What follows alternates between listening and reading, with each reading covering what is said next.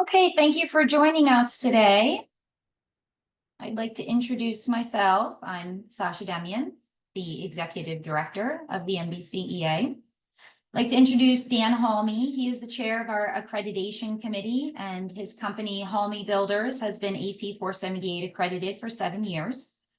Jackie Maluda assists in program management for MBCEA and is the one that will meet with you as you prepare to apply for accreditation. And we are going to now share in introducing the AC478 program to you. So a majority of all metal building systems are supplied by manufacturers who are members of the MBMA. The MBMA mandates that member companies achieve and maintain AC472, an accreditation with an established criteria toward which each firm demonstrates that they have the personnel, organization, experience, knowledge, quality procedures, and commitment to fabricate in accordance with specified procedures. However, until the introduction of AC478, there was no similar program that established a criteria for assemblers or erectors. MBCEA members were looking for a way to differentiate themselves from the bad actors that are poorly trained, unsafe, but all too often the lowest bid. We recognize that when structures fail or people get hurt during assembly, the entire industry suffers. So this accreditation establishes an industry standard to identify those players doing the right thing, that are committed to safety, training, and quality. For the first time in history, manufacturers and directors now have complementary accreditation programs for metal building projects that help assure the highest quality commercial buildings. So AC478 assures owners that the erector they've chosen follows a comprehensive quality-driven metal building assembly program that is assessed annually. To achieve the AC478 accreditation, companies must maintain the following: a documented safety program and training program, a documented management system, on-site job site assessment, job site specific plans, annual internal audits and management reviews to ensure continuous improvement. The program brings much needed rigor and discipline to a somewhat chaotic industry. But with all new things, there is some apprehension, and that is why we host these sessions, and we have put together a robust support system in the members only area and consultative support with Jackie. You don't need to be a member of the MBCEA to apply for accreditation, but only members get our support. So I'd like to ask some of the participants to introduce themselves, let us know who you are, why you're here, like what you do for your company, and a little bit about yourself, just so we can kind of get an idea of who we're talking to. If you wouldn't mind, Matthew, Travis, could you introduce yourself? Yeah, I'm Matt over here at Rayco Builders, trying to get accredited. Working on it still. Okay. How about Travis Lund?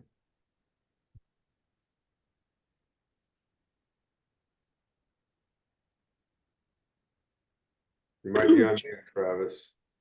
You're muted, Travis. Let's say if his isn't working, he's with me. He's Okay. in my team, so yep. Good to know. Okay, so you're with Rice. Dean? Yeah, sure. This is Dean Byrne, based in Cheyenne, Wyoming. Been in the metal building business. My dad was a butler dealer when I was in junior high and high school. Started my own erecting business about 35 years ago. And I've been, working in the industry, like I say, for almost 35 years now.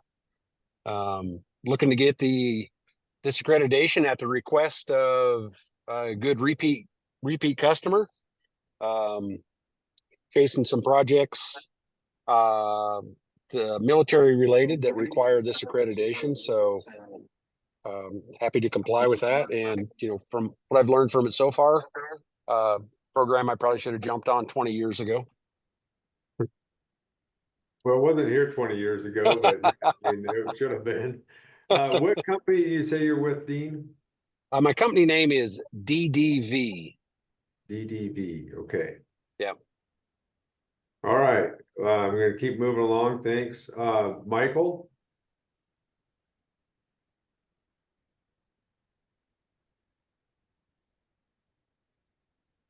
You're still on mute, Michael.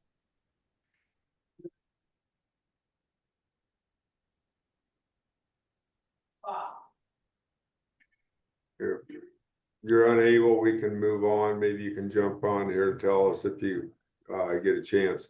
How about Kenny?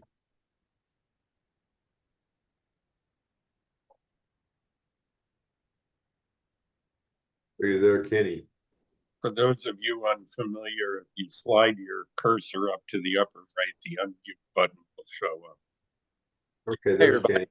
Hi, hey Art. I just saw you at the Butler training the other week. But good afternoon, everybody. I'm with EDIS Building Systems, and I'm sitting on to learn a little bit more about the accreditation and how it can be used for our department within our company. Is DDIS your company, or what do you So do for EDIS, yeah. So I work in the pre-engineered metal building division of our company. It is not my company. I'm not the owner, or have any stake in it. But Gotcha. Okay. Brian, he's got to do it. Yeah. yeah, I hear you. Well, welcome here. And with that, I'm going to introduce Corey Dukowitz. Corey is a safety manager for Rice Companies.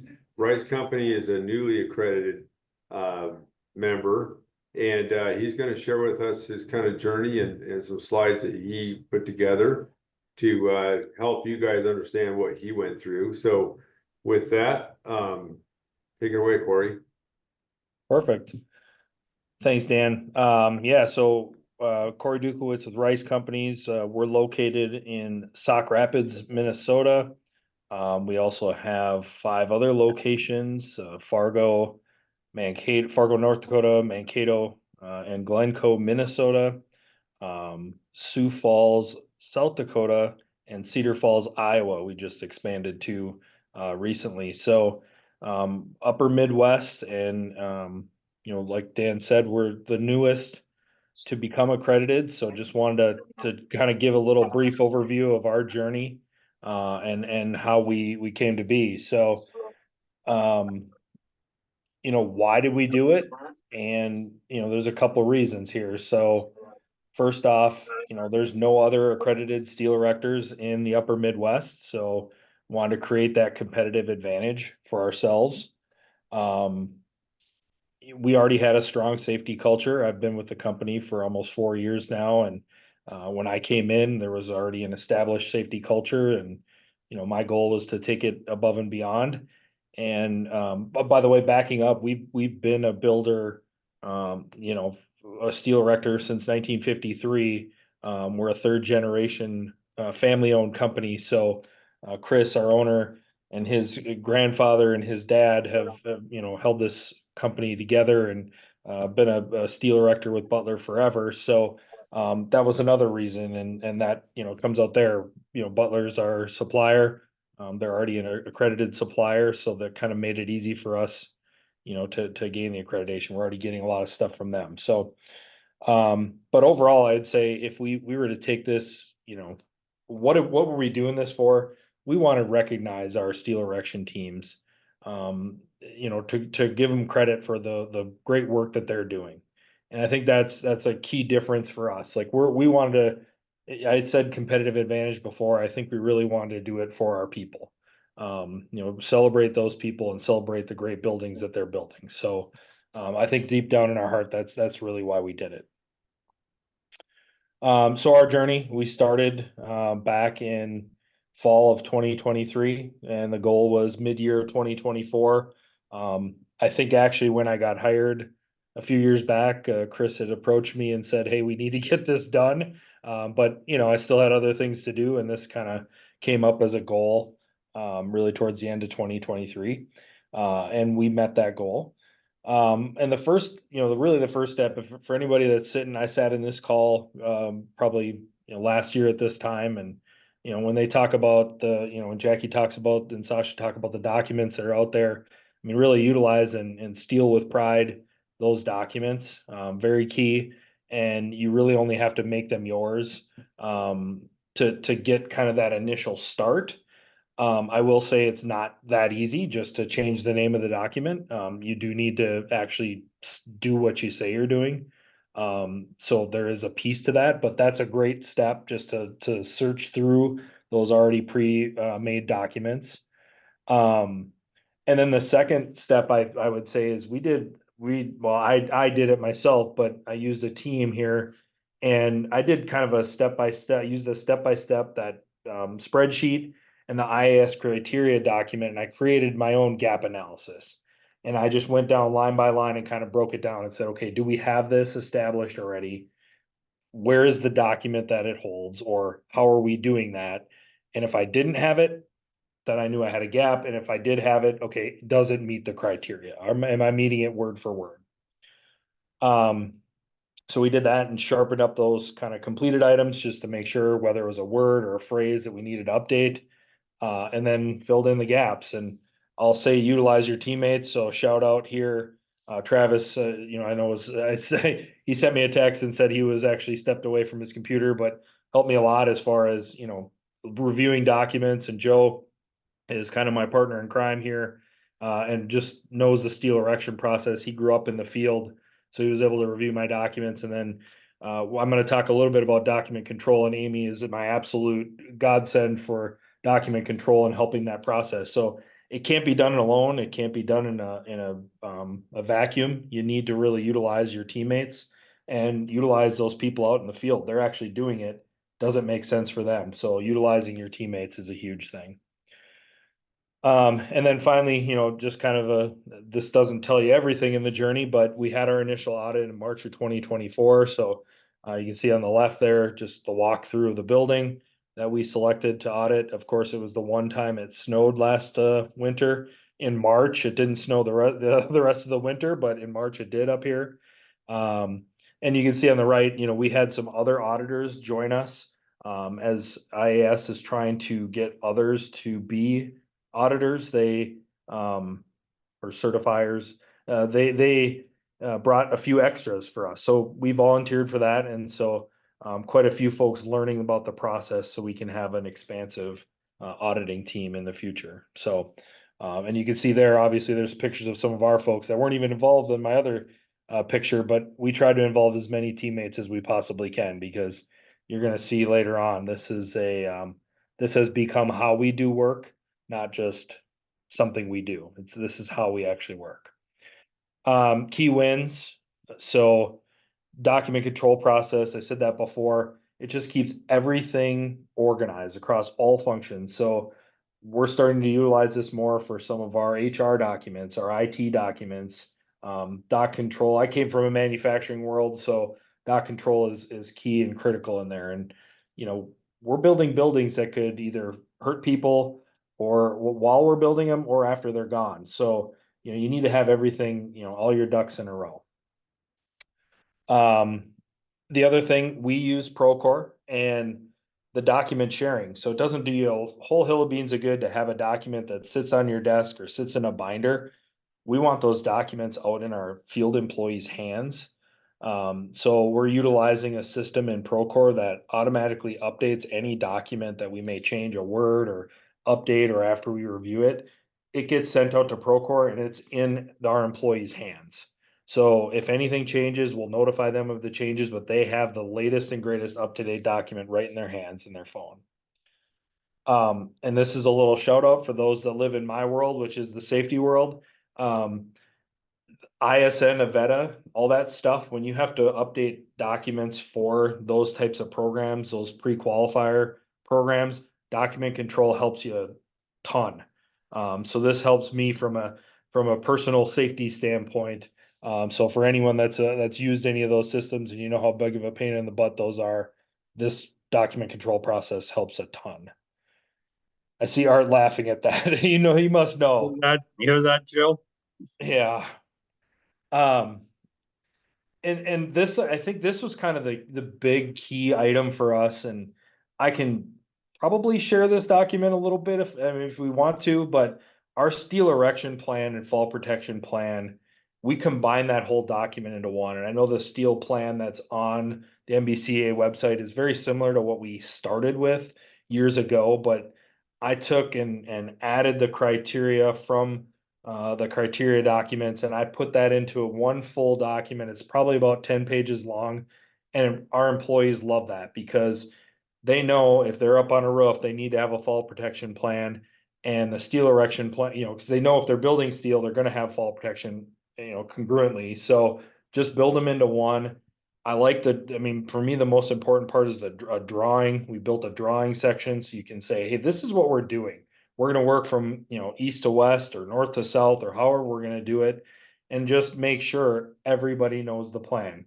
People get hurt when they don't know the plan. When the plan changes, that's when people get hurt.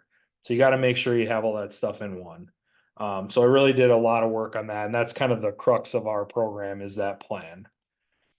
And finally, you know, this is another shout out just for our company, the journey worker criteria. We had a company goal, a separate side goal on training across the company that we're implementing here in October, November, December of this year. We utilize some of those criteria to help boost what our training program is going to be across the company for all of our steel teams growing up. And then we also have a service team at our company. And so we're going to have criteria that we're building for that. So it helped us in different ways. Opportunities and pitfalls. So just wanted to, you know, not everything went smooth. And you kind of have heard me talk about this. We're a general contractor and a steel erector, which is kind of unique for this program. I think there's only a handful of us out there. And so it creates some challenges because when we build a building, our project managers just go after, okay, we got to get this done. And they forget about that. We own our own steel erection team and there's a process in place for that. So we have to make sure that we keep reminding them. And that's, I think, what my second one is, or maybe my third one. It's just keeping it when I talked about how we do the work, it's got to be every time we have a pre-engineered metal building. That's what we do. This is the process. And sometimes that we have to do some poking and prodding. So it's just a different challenge. It's not a bad thing. It's just unique. Second thing is up to date on any document changes. So I believe Jackie sent out a document update between when we were working on our process. So I had a few references that got cited in my audit. So just make sure you're on the distribution list and make sure you read those documents and then update your documents when those changes occur. Very key thing. Okay. So this one we can pause on for maybe a second. So the journey worker status, and the thing that we had a bit of an issue with was the OSHA 10 and MBI training. So we knew going into this when I had my initial talks with Dan and Jackie about doing this, we knew we didn't have OSHA 10. OSHA 10 in the Midwest is not a thing that people do. Some people have it. It's very sporadic. And so we knew going into it, we were not going to meet the criteria.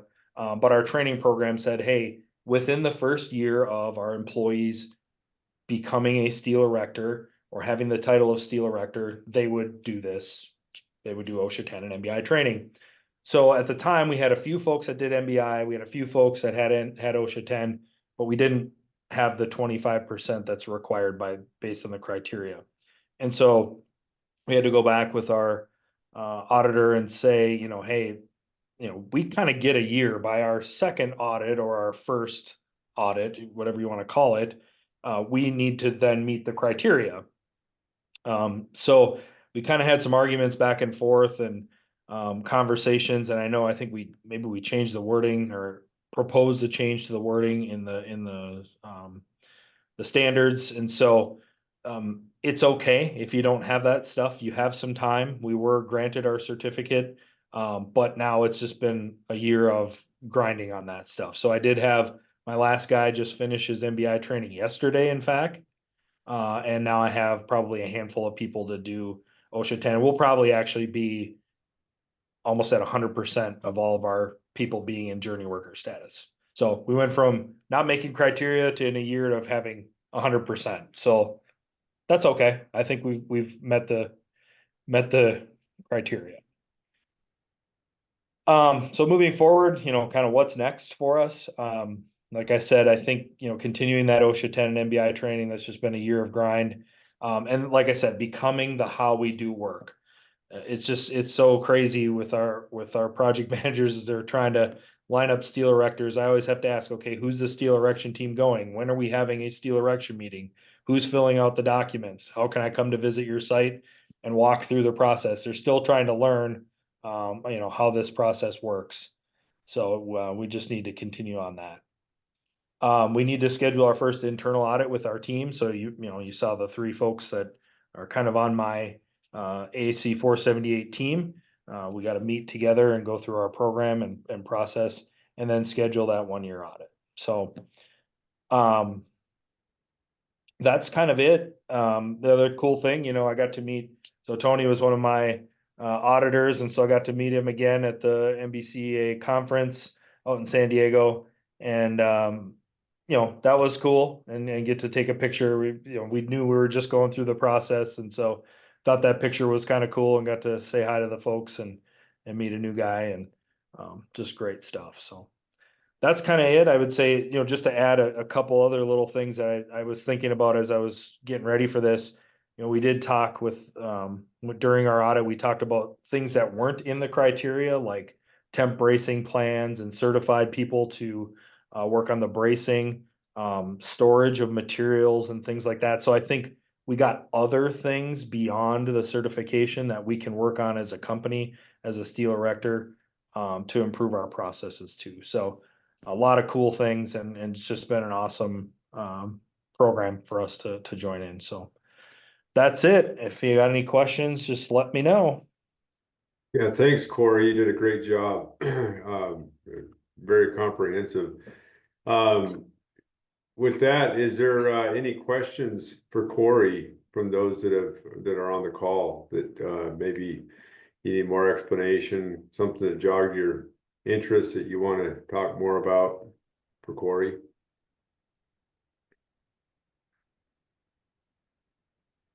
I'll jump in with the question. Go ahead, Dean. Yeah, Corey, you're in-house steel erector operating as a GC.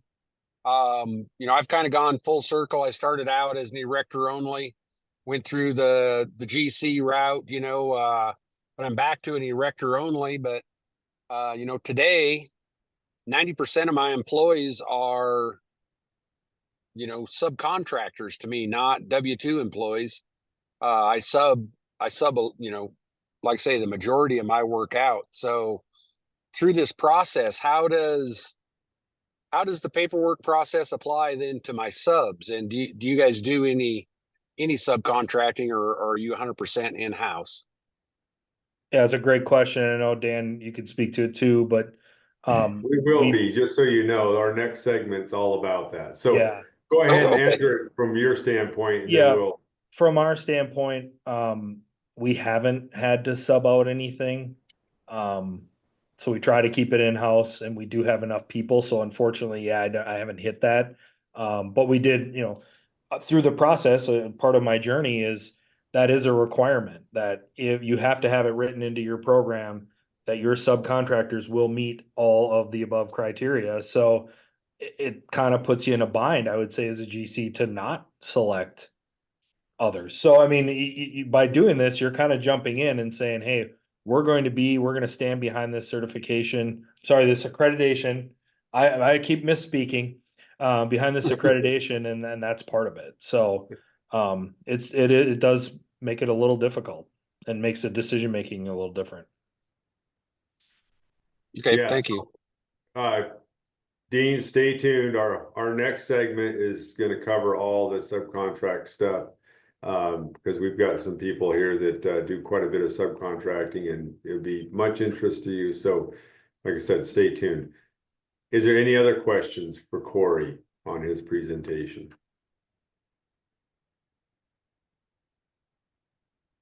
And if anybody has questions, go to the MBCEA website. My contact information is there. Or Jackie, Yeah. Sasha, you can send it out. That's fine. If you have questions, shoot me an email. I'm happy to share some of my journey and share other questions you might have. Cause I know I was sitting in your seat right about a year ago. And I wouldn't say that just because I'm here now, I'm on the other side of it, that I know everything. But I can try to help navigate some of that stuff. Thanks again, Corey. Like I mentioned, we do have another segment here. We have Art Hance and Jill Trainer from Hance Construction, and they're accredited member as well, and they do a lot of subcontracting, and we brought them on to talk about utilizing subcontractors and how they meet the criteria. So with that, Art, I'll turn it over to you and Jill, and you guys can take it. Okay. Just as a follow-up to what Corey said, I wrote a couple of things down here. You talked about utilizing your teammates. And I think that when Jill and I started this, and for the most part, Jill did most of the work. So I have to be fully transparent there. We know, Art, we know. But I don't know that we involved our teammates as much as we could have at the time. So I would say if you're going to get into it, work on updating your teammates and let them know how the process is going and what's involved.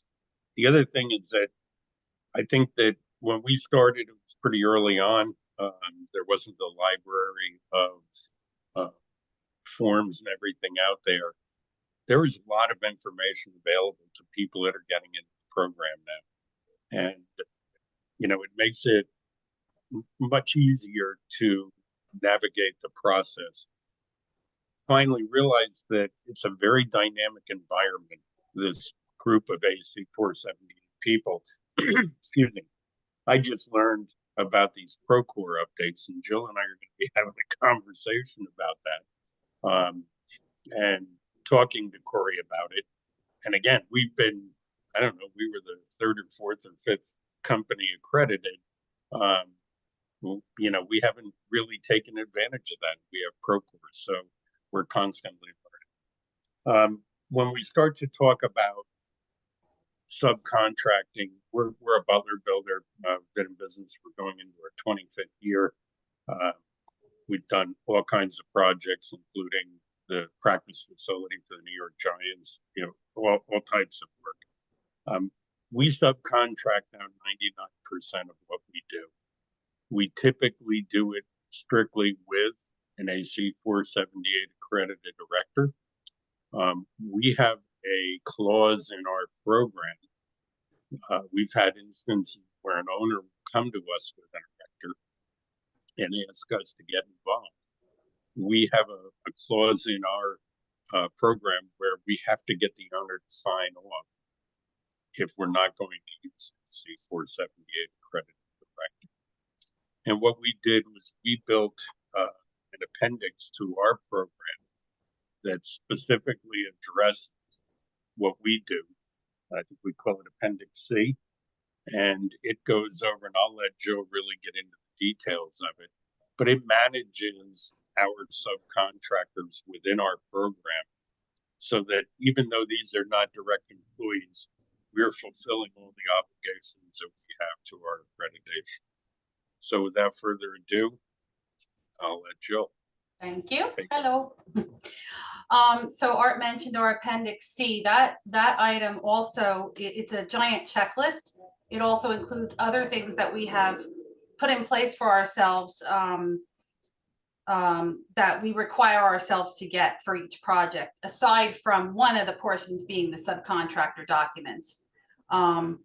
So for the subcontractors, I can just go over what we include in that. We get all their JSAs, job specific plans, all the employee certifications, their insurance certificate. Annually, we get their, well, first and foremost, we get their AC478 certificate, which I actually forgot to get. regular items like their W-9, their mod rate letter, so we know what their workers' comp rating is and can address any issues with that. Their business registration, and we also have our own sub-safety policy sign off. So it's above and beyond their own policy. We get all their safety policies. We have a lot of job sites that have specific, like you were talking about, lift plans and bracing plans, and every site seems to be a little different. So we have a specific plan for each site. Let's see, trying to think of what I else. realize that we took this Appendix C. We're a small company that's grown over the years. We're trying to document and put processes in place, and I think that really started to get more robust once we became accredited. So we've taken this Appendix C as a tool to give to existing, but also new employees to say, hey, before you order the building, you got to get a letter from the engineer of record saying that the codes that we're ordering this building to are suitable for this project. Now, that's protecting people in the future, but it's also covering our backsides that we've ordered the right building. We have a sign-off required by the owner or the client of the order date. So again, it's covering us and making sure that things aren't falling through the cracks. Hey, here's what we're ordering for you. Sign off on. We have to perform a site visit. These are things that we've found through the years have caught us and cost us money. And we've built them into our accreditation program to make our system more robust and to fit what we do. A big one of those items on the Appendix C is the irregularities and getting any field changes. That's one more that was on that appendix, or the approval for all field changes and working through any irregularities and claims and documenting all of that. That's been really helpful. Yeah. And then there was one other one I left off was the sub evaluation. We do a subcontractor evaluation at the end of each project.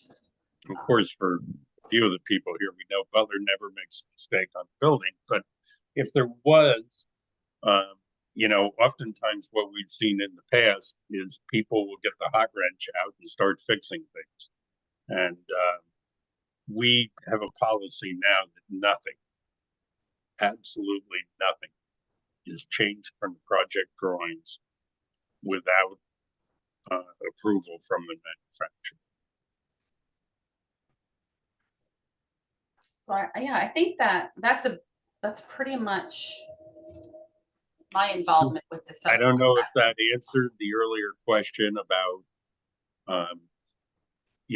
what you do when you primarily subcontract.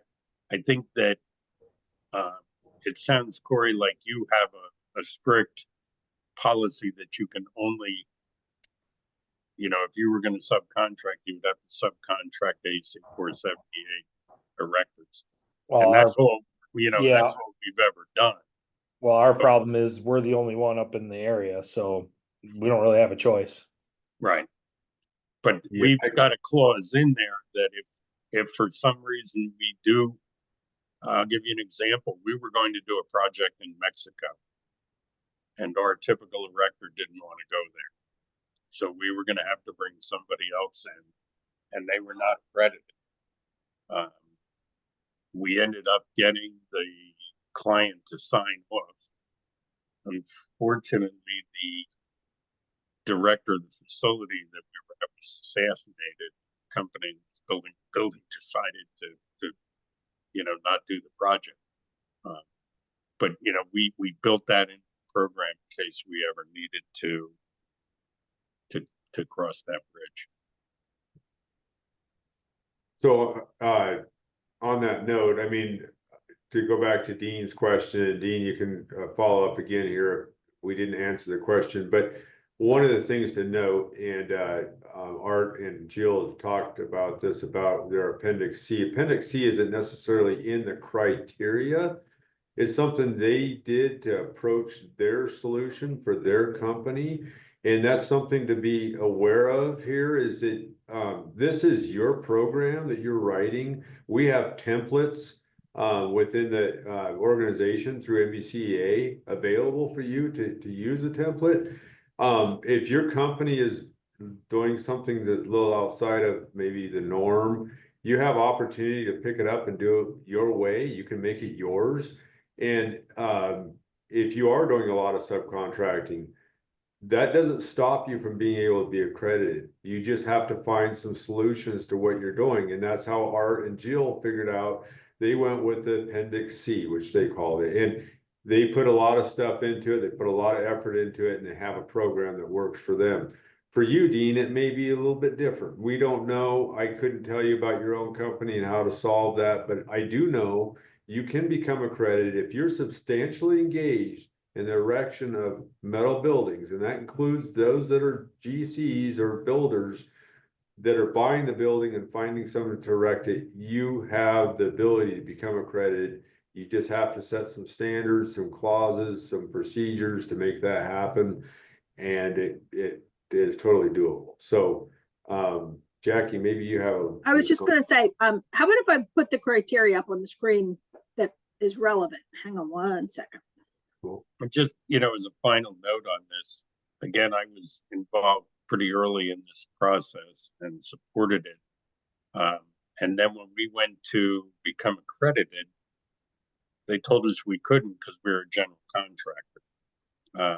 I didn't accept that. Worked long and hard with Jackie to develop our program as a general contractor. We were the first general contractor to become non-erecting general contractor to become AC478 accredited. So the tools are in And it is totally within the ability of the criteria. I mean, there's notes about what it takes to subcontract within the criteria. So you were correct from the beginning, Art. Yes, you can be accredited as a general contractor. There's an ability to do that within the criteria, which you found out and you became accredited under that. So that's totally within reason. Go ahead, Jackie. So what I have up on the screen in orange, I guess you would call that color, are the two clauses that pertain to subcontractors. And the first one says, if you rely on subcontracted or temporary labor, so you're using your own work crew, but you're supplementing with a few extra people, you need to have a documented procedure to show how you ensure compliance of that temporary labor with your safety and training requirements. So we don't want you to bring in untrained labor and have them do all the work that's unsafe and keep your own guys safe. You got to keep your entire crew safe, well-trained, and working effectively. So that's one piece. The second piece is, if you've been awarded the contract based on the fact that you are accredited, and then you're going to subcontract all or a significant portion. So maybe you never do the roof and you have a crew that just does your roof for you. Or in Art's case, you're not going to put up any of the steel yourself. You're going to use a subcontractor to do the entire job. You have to advise the person who's giving you the contract whether or not the work will be performed by an accredited entity. So not only do you have to hold them to your standard, you have to let the owner of the project know whether or not your sub is accredited or not. And it doesn't mean that if they're not, you can't proceed.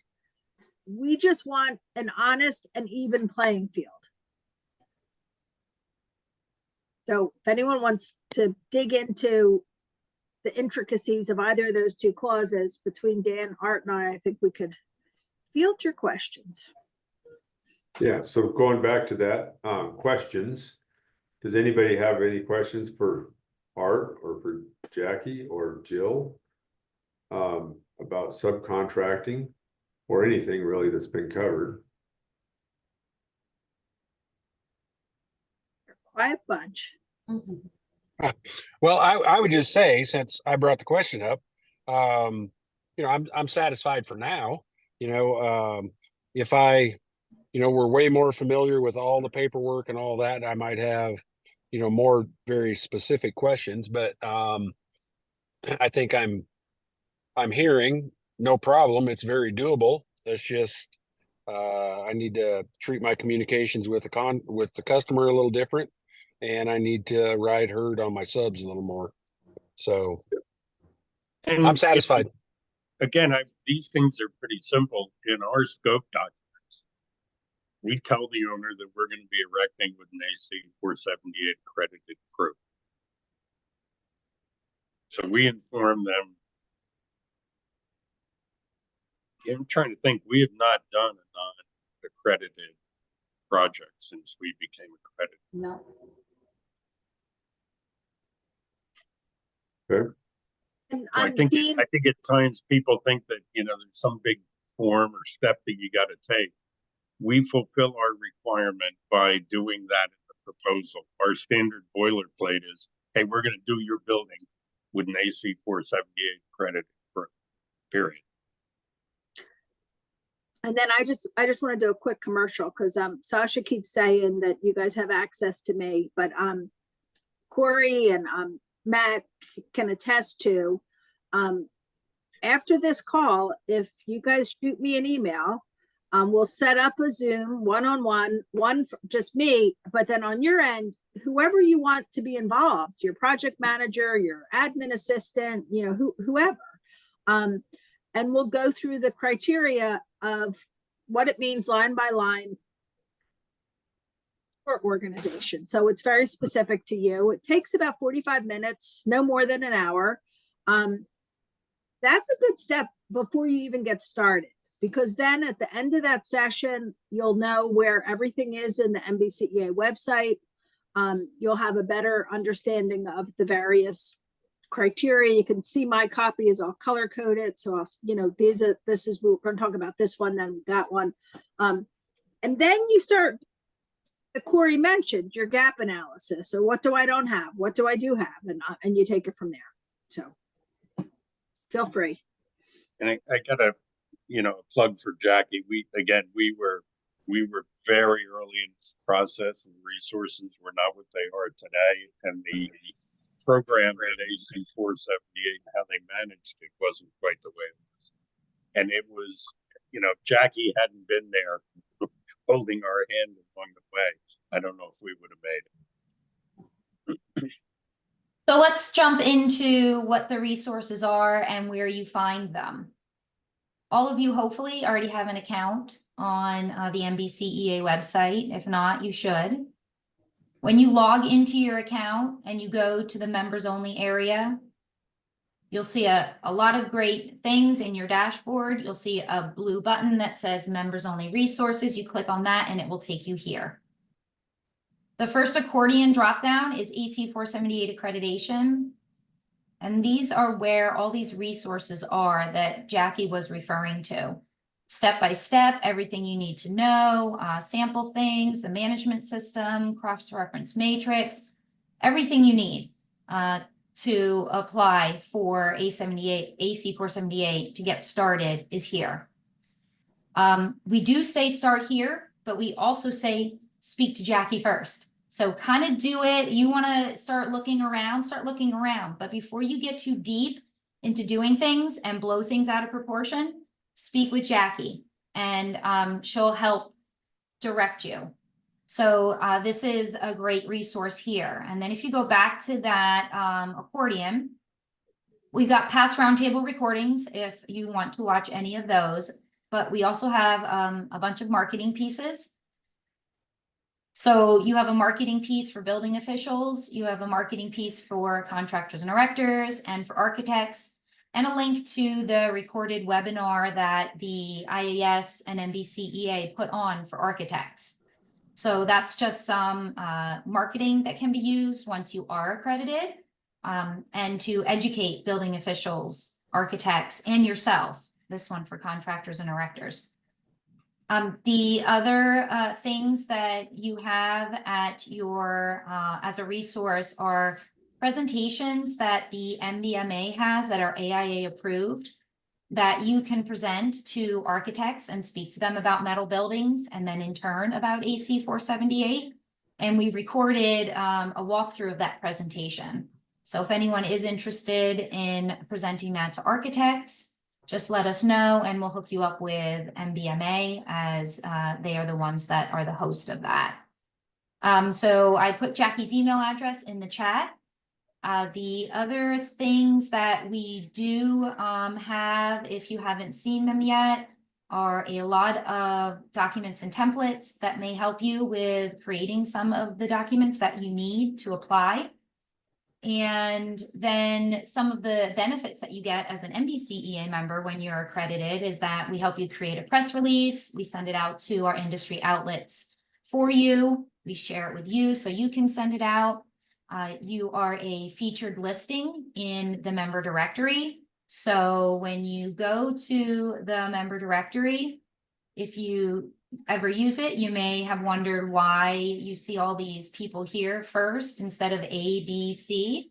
Well, featured listings are accredited members. They show up first in every filter and every search in the member directory, and more information from their profile is displayed than other people. So you'll get, if you have a Facebook news feed, if you have a description about your company, additional information will show up about your company. And also on the homepage, we do have a scroll through of all of our accredited members' logos. So just a couple of the ways that we try to give you exposure and the things that we do to help you to market yourself, especially when you become accredited. Thanks, Sasha. So does anybody have any questions on that? And if not on that, just anything specific, anything regarding AC 478 before we close this particular event down? Dan, what we've started doing is when we submit a permit package, we include that marketing piece for subcode officials. Yeah. So for the accredited members or for the people, we need to make this program more well known, and MBCEA and MBM and all the accredited members have been working hard to do that. And eventually what you're going to see is that this program is going to be required like there used to be an AISC requirement. And I think that the fellow that was on before said that he's got a military project where it is required. So it's good to hear that that specification is getting out there. Yeah, there's a lot of effort going that direction.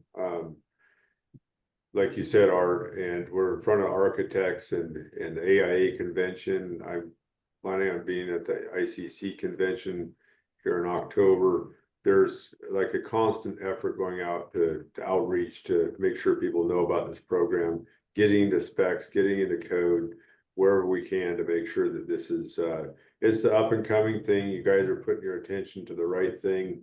If you're substantially engaged in the erection of metal buildings, this is something you should be paying attention to.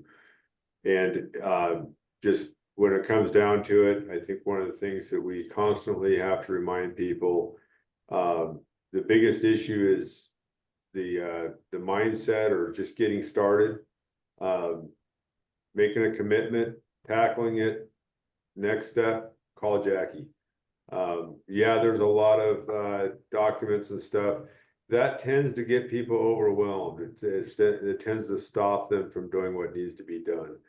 If you're committed, make that decision, call Jackie, and it will start to come together. I can't state that any clearer. I think almost everybody that's done this, they've tried to do it a little bit on their own. They tried to play footsie with it a little bit. They weren't fully committed, myself included. Until that commitment takes place that we're going to get it done and you get a hold of Jackie and start moving forward from there, it's probably going to be something that's going to feel difficult. It's not difficult. You heard from Corey, you've heard from Art. I can tell you myself, it's been 7, 8 years since we've done it, but I still remember the difficult element of trying to make that commitment. But once that commitment was made and we really got moving with the simplicity of what needed to be done, it was a short time frame, and we had scheduled our first assessment, and that's all in the history books now. So that's all I mean, that's what I would like to encourage you, that it's not the most difficult thing is for you guys to make the decision that this is something to put your energy towards, and then from there it will come together. So is there any other questions? It's kind of like getting my knee replaced. I said after the fact, geez, why did I wait so? You know, it's just getting over that initial inertia. You get it done, you're like, really? That's what there was? Oh, okay. Dean, did you have something you'd want to? No, I was just coughing a little bit if you saw my name pop up there, but no, overall, really appreciate all the information. I feel exactly the same way. Wish I would have started this process a long time ago, but here I am. So full throttle ahead, right? Was I clear enough with the steps you need to go with? Yeah, call Jackie was Call what I got Jackie. out of it. Call Jackie. I'm hoping that's what you get out of this whole phone call is call Jackie and, well, one, make the commitment, two, call Jackie. So yeah, that's how you go through this. So I wish you guys all the best of luck, and I can't wait for you to be the featured speaker on one of our future roundtables as the newest accredited member, and I look forward to it. One more time, is there any other questions? We have a few minutes here.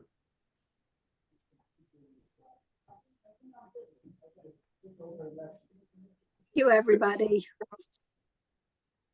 Thank you, Corey, especially for Thanks, Corey. presenting, and Jill and Art. We Jill and Art. appreciate your input. Jill. Yes, thank you, Jill. I and feel Art. bad that I didn't Corey. put call Jackie in my That's presentation. okay. I Hey, skipped that won't part, but I forget that. did. That's all right. We were gonna get to it. Don't worry. We were gonna cover it. Yeah. No, Yeah. and just one final comment from me. I mean, I think this whole accreditation process, it's really your commitment to your people and the safety of your people, and that's the most important thing. So if you even feel, Jackie, I think Jackie's encouragement to me, in my experience was, oh, you guys are way ready. You guys are way ready. And I was overthinking it, and I probably was, but I still wanted to make sure. Nobody likes to fail. But if you have a commitment to safety and that's in your core values of your company, I think you're already a foot in. You're a step into getting it done. Go for it. Okay. Best of luck, everybody. Let us know Thanks. if we can help. Yep. Thanks, everyone. Thank Bye. you. Bye-bye. Bye. Have a Thank good you, day. everybody.